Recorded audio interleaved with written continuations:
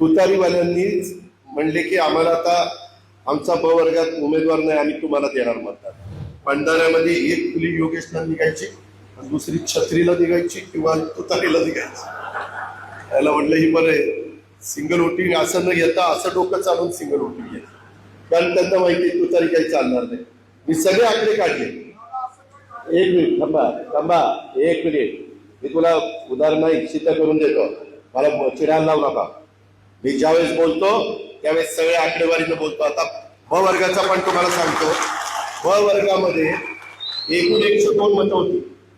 पिसे काहीतरी त्या दिवशी रात्री, आदल्या दिवशी रात्री त्यांचं फ्लाईट होतं, फॅमिली कुठंतरी फिरायला जाणार होती.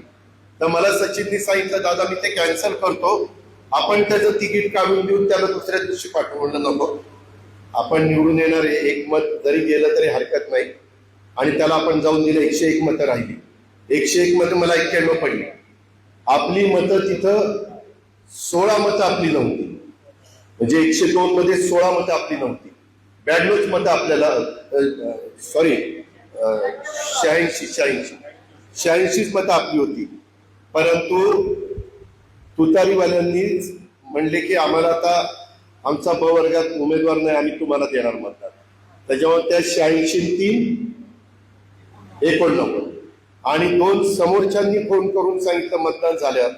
म्हणले दादा तुमचं काम आम्हाला माहिती आहे, तुमचं काम बोलतंय, आणि तिथं गेल्यावर मतपत्रिका बघितल्यावर तुम्हाला मतदान नाही करणार हे आमच्या सद्विवेक बुद्धीला पटलं नाही, म्हणून आम्ही तुम्हाला शिक्का आणला.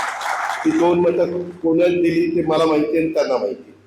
त्याच्यामुळं मी गेलो 91ला.